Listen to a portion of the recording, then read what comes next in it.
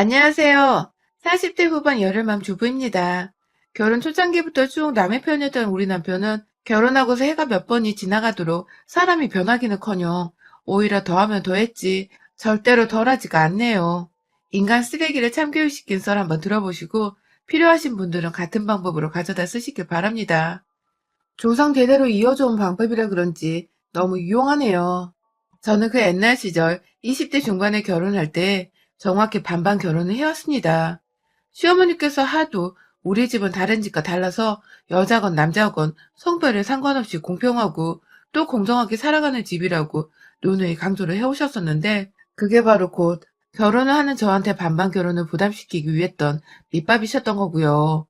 그 시절 시댁이라면 여전히 기고 들어가야 했고 그 시절 고작 30도 되지 않았던 어렸던 저에게 남녀 평등을 운운하시는 시어머니는 카리스마 끝판왕에 절대로 친해지고 싶었던 어른이었습니다. 그래서 반반 결혼하자고 집값에서 정확히 부동산 수수료를 더한 절반 가격을 종이에 적어다가 요구하는 남편을 보고서도 이 집안으로 시집 오면 그래도 다른 친구들보다는 더 고생하고 살지 않을까 싶은 마음에 좋다고 종이를 받아다가 저희 부모님께 반반 결혼하자네? 하면서 돈을 요구했었네요. 신혼집뿐만 아니라 그 안에 채워놔야 할 가구들이며 수저 한 세트까지도 시어머니께서는 정확히 반반으로 해결하자고 말씀을 해오셨었어요.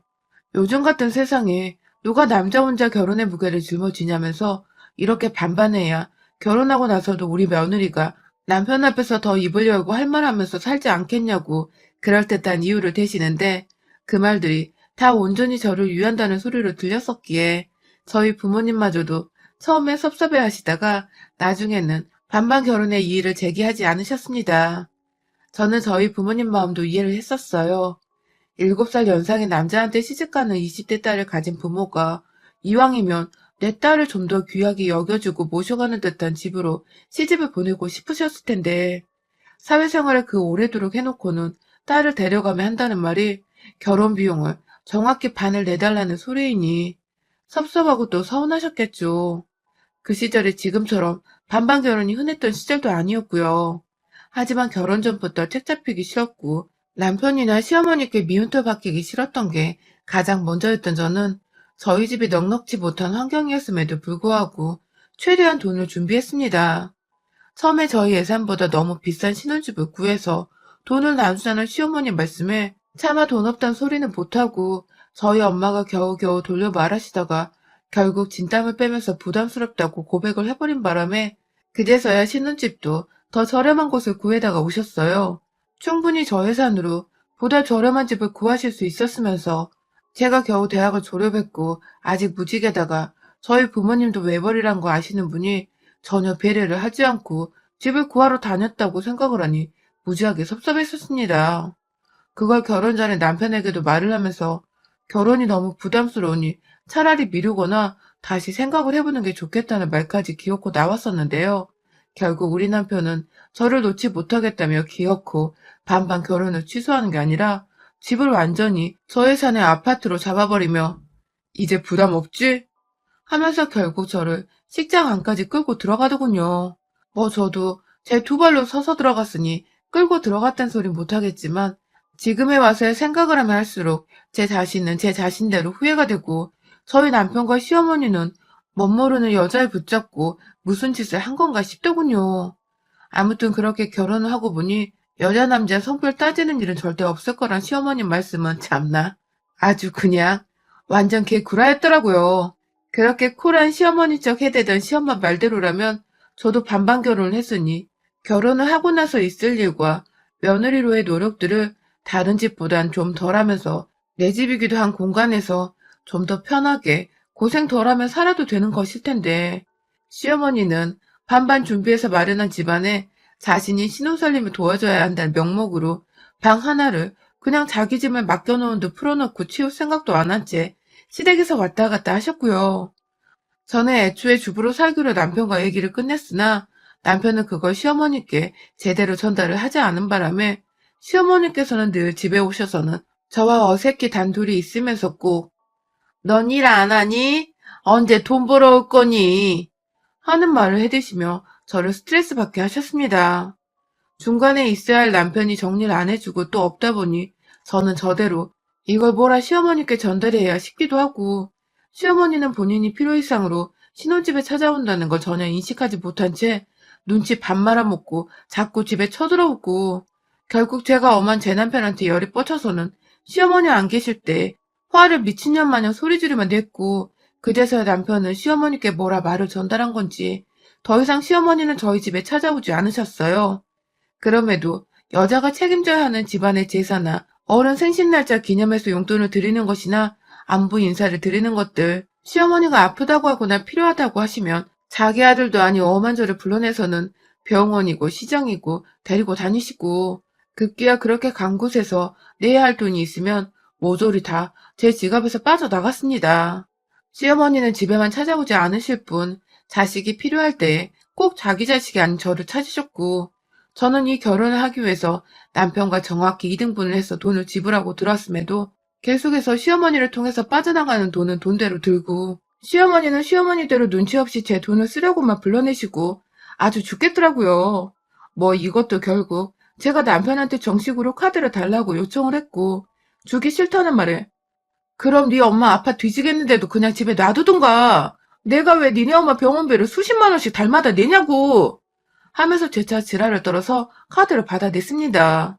그 후로 시어머니는 귀신이 고칼 노릇을 마냥 전혀 저를 불러내 돈을 쓰게 하지도 않았고 애초에 연락주자 단 한 번을 더하질 않으셨어요. 그리고 전 확실하게 깨달았죠.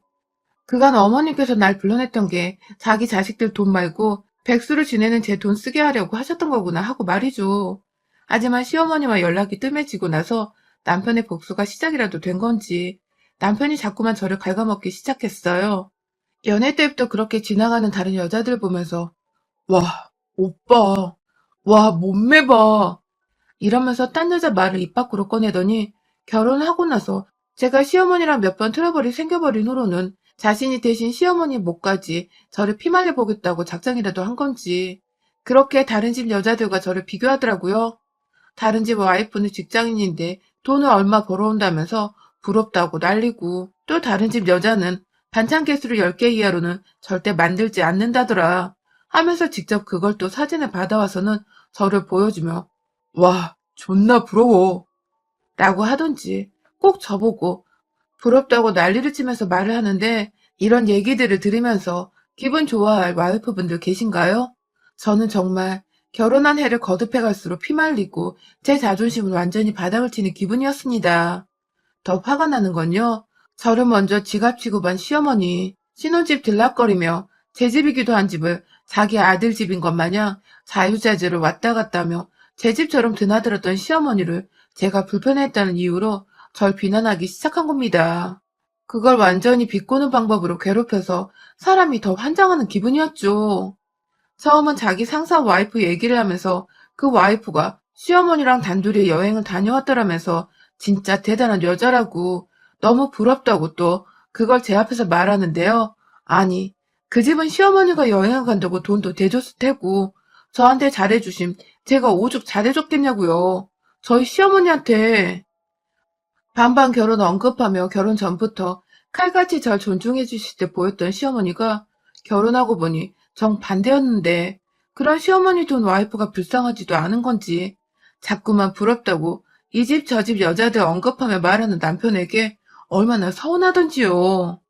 그렇다고 남편이 저한테 대놓고 화를 내거나 신경질을 부리는 게 아니라 제가 제 기분이 나쁘다고 화를 낼 수가 없었습니다. 꼭 그렇게 말해야 해? 하면서 언성을 높이면 오히려 왜 화를 내? 뭐 찔리는 거 있어? 하면서 오히려 제가 적반하장 언성을 높이는 거라면서 왜 그러냐고 물어보는 사람이었기 때문에 제가 제 감정 표현하는 것조차 더 생각을 하게 되더라고요. 거의 제 결혼 생활의 전부를 이런 식으로 초반에는 시어머니한테 돈 뜯기다가 그게 좀 잠잠해지니 그 아들한테서 옆집 여자들과 비교당하는 소리를 들어가며 견디고 참아왔습니다. 마음이 괴로워 이혼하고 싶어도 자식 새끼들이 생겨난 마당에 무작정 이혼녀가 돼서 능력도 없는데 애 떼놓고 나올 수도 없고 그냥 무조건 참고 살았다고 보면 될 것 같아요. 거의 부부 사이의 대화도 결혼 생활이 흘러갈수록 단절되다시피 했고 저는 그냥 아이들을 바라보며 아이들에게 좋은 아빠로만 남아주길 바라는 마음으로 제 몫의 결혼 생활을 열심히 했습니다. 출퇴근한 남편 밥 차려주고 집에서 주부로 지내며 해야 할 살림살이부터 아이들 독박 육아로 시작해 지금껏 다 키워냈고요. 남편이 다른 여자들이랑 저를 비교하던 말던 부부싸움 하는 걸 얘들이 너무 괴로워하길래 저 하나 참고 살면 될 거란 생각으로 꾹꾹 속에 눌러 담으면서 기본적인 며느리 노릇이나 잘 하자고 시어머니 꼴보기 싫은데도 제사 지냈고 가족 모임도 착실히 나갔어요. 가면 또 역시나 공정하고 공평하게 사는 집이라 누누이 강조했던 시어머니는 며느리인 저한테만 요리를 맡기시고 밥 다 먹고 나서 설거지까지 다 시켜드시는 바람에 저 혼자서만 일을 하다 오곤 했지만 뭐 괜찮았습니다. 그래도 전처럼 저희 집에 찾아오는 것보다는 잠시 보고 또 당분간 안 보는 게 훨 편하고 좋았으니까요. 그렇게 참고 산 세월이 몇인데 얼마 전 결국 남편은 또 평소대로 하지만 평소보다 더 모진 말로 제 가슴에 칼을 지대로 박아버렸네요. 역시나 했지만 이번만큼은 도저히 그냥 참고 넘길 수가 없을 정도로 말이죠. 새해를 맞이해서 저희 엄마가 칠순을 맞이하셨어요.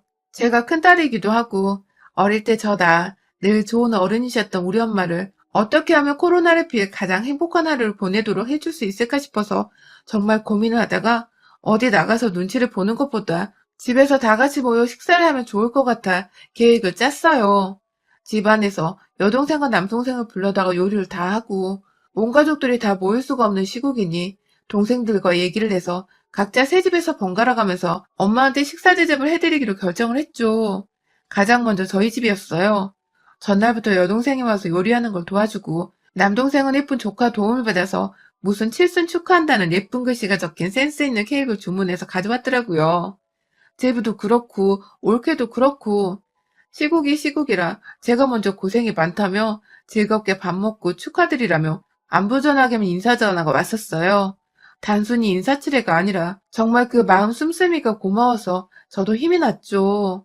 요리를 다 준비하고 저희 엄마를 집으로 모셔오던 날 저희 아들, 딸들도 다 집에 있었는데요. 주말인데도 불구하고 저희 남편은 평소와는 달리 새벽부터 눈을 떠서는 글쎄 무작정 말도 없이 나가버린 겁니다. 처음엔 그냥 새벽 운동이라도 하러 나간 줄 알았어요. 새해이고 하니까 뭔가 새로운 각오로 운동을 시작했구나 하면서 별 생각 없이 기다리고 있는데 아무리 기다려도 하다하다 저희 엄마가 오후 1시에 집에 온다고 분명 전부터 말을 했었는데도 12시가 다 되어가도록 들어오질 않더라고요. 그러다 정말 기적적으로 저희 엄마가 도착하기 10분 전쯤에 집에 들어온 남편은 입에 아주 뼈를 퉁 튀어나와서는 한다는 말이 아, 내가 이런 것까지 참석을 해야 해? 라더군요. 이런 거라니? 다른 사람도 아닌 장모님 생신인데 그냥 생신도 아니고 우리가 매일 생신을 챙겨드린 것도 아니고 10년 전에 환갑잔치 한우로 10년 만에 처음으로 내 집안에서 엄마 모셔 밥 좀 차려드리겠다는데 이런 거라니. 순간 옆에서 듣고 있던 자식들 표정도 굳어지고 저는 저대로 뭐 이런 놈을 남편이라 끼고 살았나 싶어 열은 열대로 받고 뭐라 말을 해야 했지만 엄마가 곧 오실 시간이라 뭐라 말을 못한 채 그냥 표정 관리부터 했습니다. 그리고 아빠가 돌아가시고 쭉 남동생과 살고 있는 엄마가 남동생 차를 타고 저희 집에 도착을 했어요. 남동생이 엄마 들어가는 거 보고 가겠다며 현관을 흐뭇하게 바라보고 있는 그때 남편놈이 제 동생한테 그러더라고요. 5인 이상 집합 금지야. 그만 가! 라고 말이죠. 누가 뭐랍니까? 밖에서 그냥 엄마가 잘 들어가시는 거 보고 있는 사람한테 오랜만에 봐서는 한다는 말이 그만 가라니. 이 정도로 방역수칙 잘 지키는 인간이 바로 2달 전에 어디 가는지 모르고 끌려간 저를 시댁에 데려다 앉혀놓고는 지 조카들이랑 누나 부모님에게 고기까지 구워 먹이게 했구나 싶더군요. 순간 이 새끼 정강이를 걷어차버리려는 거 동생은 또 기가 죽어서 아 죄송합니다 하고는 저한테 눈인사만 급하게 하고 문을 닫고 나갔어요. 제가 엄마 모셔와 고맙다는 말도 못했는데 걔는 그냥 그러고 갔네요. 이미 분위기는 쌓여질 대로 쌓여졌고 특히 작년인 저희 딸은 아빠 하는 짓이 두고두고 마음에 안 드는 와중에 예의까지 없으니 기가 찼는지 옆에서 양껏 지 아빠를 노려보더라고요. 역시 K장녀. 우리 딸밖에 없는데 그냥 저희 엄마 생각해서 분위기 띄워보려고 딸도 겨우 말렸습니다. 그렇게 아주 험난하게 모든 가족이 식탁에 착석을 했고 비교적 양호하게 저와 아이들이 엄마와 번갈아 대화를 나누면서 화기애애하게 식사 시간이 흘렀어요. 그렇게 다 먹고서 엄마는 배가 터지겠다며 일어났다가 아이들 손에 이끌려 방 구경하러 방에 들어가셨고, 이내 저는 후다닥 치우고 후식으로 케이크를 먹으려고 준비를 하고 있는데 남편 새끼가 제 옆에 와서 그러더라고요. 야, 진짜 상다리 부러지는 줄 알았다. 너네 엄마랑 우리 엄마랑 너무 차별한 거 아니냐? 라고 말이죠. 순간 제 귀를 의심했습니다. 이 새끼가 진짜 정신머리가 나간 줄 알았어요. 우리 엄마랑 니네 엄마랑 당연히 다르지. 같냐고요. 그런데 뭐 차별? 나 피땀 흘려 낳아준 우리 엄마 생신상 차리는데 내가 시어머니랑 상다리 똑같이 부러지게 만들어야 하나요? 아들이란 놈도 손 놓고 저한테 맡겨대는 바람에 제가 지금껏 그 오랜 세월을 제 손으로 저 한번 따스하게 안아준 적 없는 시어머니 생신상을 차리며 살았는데, 밥 먹는 내내 입 꼭 다물고 처먹더니 기껏 밥 다 먹고 입 때문에 한다는 소리가 지네 엄마랑 차별이라니. 제가 순간 등 돌아보고 있다가 화를 주체 못하고 저희 엄마가 들을까봐 입은 최대한 떼질 않은 채 반 죽여버리고 싶다는데 노려봤어요. 그러자 남편이 결국 저를 빡 돌아버리게 만드는 그 말을 또 하고야 말았습니다. 글쎄 저를 지그시 보더니 한다는 말이, 와, 야, 내 친구 송은이 와이프 알지? 그 집 여자는 남편이 무슨 말만 하면 존경스럽다는 듯이 말이야. 그렇게 눈에 하트를 담고서 우러러 본단다? 아주 우러러. 하, 그 자식 나보다 별거 없었는데 와이프 하나는 진짜 잘 뒀단 말이야?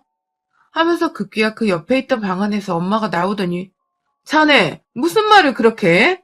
하면서 놀래 뛰쳐나왔고, 옆에서 저희 딸이 그걸 보고 할머니 시선을 어떻게든 돌려보려고, 할머니, TV 볼까요?